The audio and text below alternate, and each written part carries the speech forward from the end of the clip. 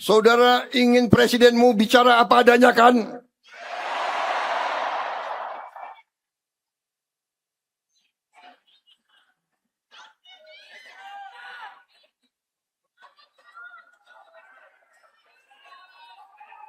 Saya memperingatkan lagi, sekali lagi.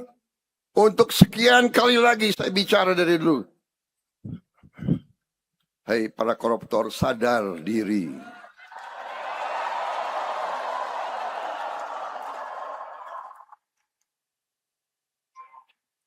Hentikan praktek-praktek kau. Hentikan. Rakyat tidak bodoh. Hentikan. Kembalikan kekayaan rakyat. Kembalikan dengan baik.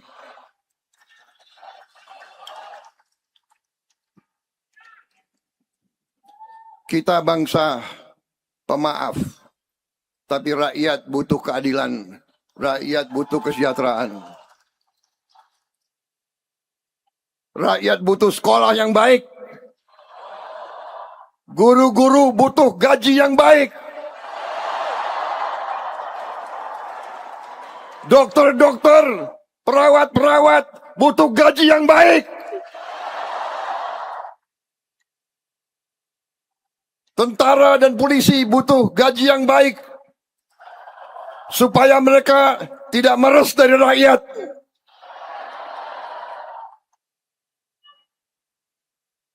Pegawai negeri butuh gaji yang baik supaya mereka nggak korupsi.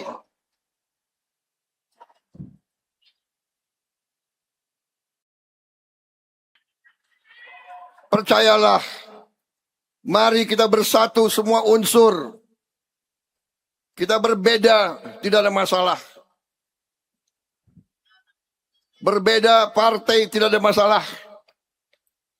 Tiap sekian tahun kita bertanding dengan baik. Nggak ada masalah. Siapa yang menang, monggo. Jangan kalau kalah mau bakar-bakar, itu bangsa apa itu? Pemimpin yang menganjurkan bakar-bakar di Republik ini, itu adalah pemimpin pengkhianat, saudara-saudara kalian. Saya percaya hukum karma akan kena kepada mereka semua itu.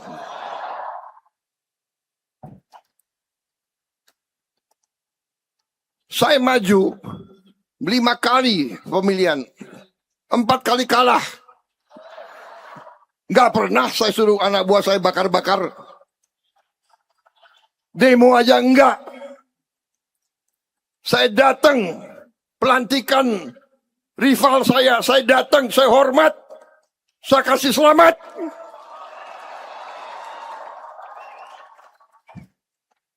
Bersaing itu baik. Pertandingan itu baik, iya kan? Sepak bola ada pertandingan kan ada 2. Satu harus menang. Kalau satu kalah masa wasitnya mau digebuin?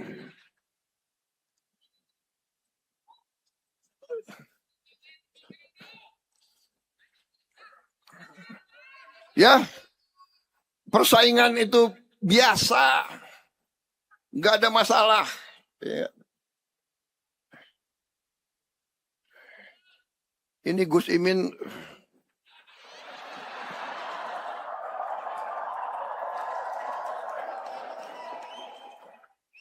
pertama bersama saya, habis itu tidak bersama saya. Tapi nggak ada masalah, karena dalam hati beliau juga ingin yang terbaik untuk Indonesia. Dan sekarang beliau bersama saya untuk Indonesia. Saudara, nggak ada masalah. Siapa lagi dulu yang ngalahin aku? Harus pakai kacamata ini saya.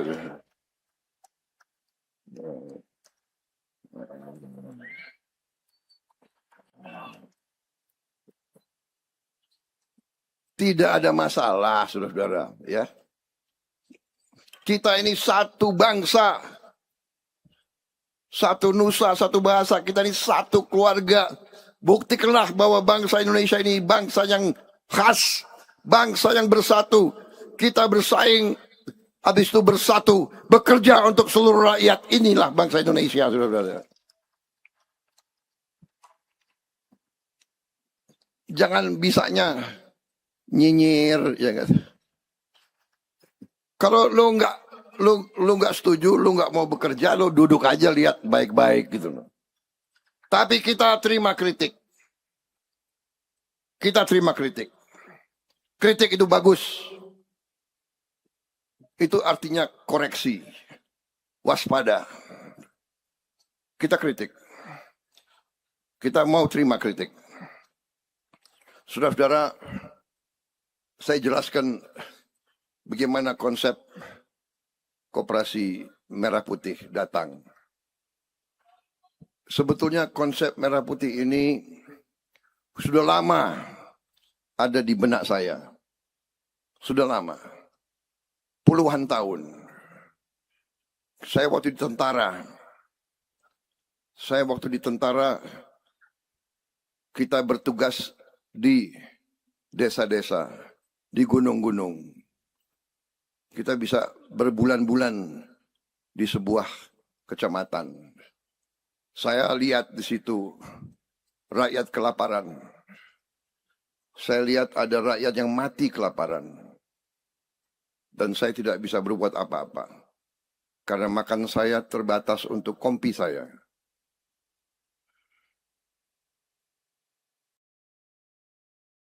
Dari situ saya lihat kita harus menjaga, kita harus memelihara kemampuan kita di desa-desa. Indonesia merdeka, perang kemerdekaan kita, kekuatan kita ada di desa-desa. Tetapi kita juga ingin jadi negara industri. Nah, untuk itu akhirnya dari dulu saya semakin yakin satu-satunya jalan untuk menjaga rakyat yang paling bawah adalah kekuatan koperasi. Tapi saya sadar waktu saya mulai bikin koperasi, ternyata kalau tidak punya wewenang, kalau tidak punya kekuasaan, sangat lambat. Sangat lambat. Betul? Kalau orang modalnya kecil atau tidak punya modal, susah dapat kredit di mana-mana. Waktu saya jadi presiden, dengan menteri-menteri kita kebut swasembada pangan. Kita turunkan harga pupuk. Kita naikkan harga pembelian gabah. Kita jamin hasil petani naik. Tapi saya dapat laporan, Pak, percuma Pak, hasil mereka naik. Kenapa? Karena hutang mereka banyak. Karena pertanian itu, panennya itu 100 hari.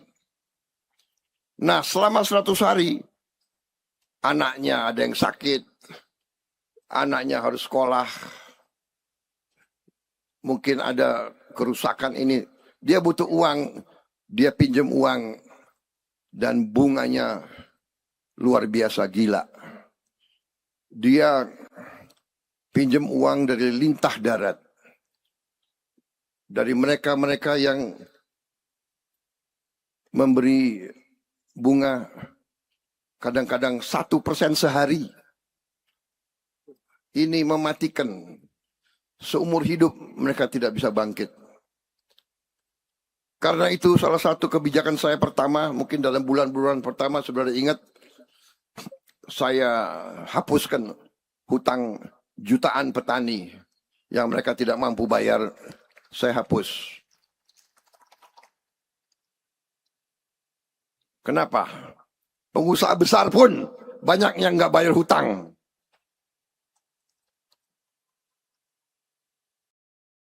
Enak aja.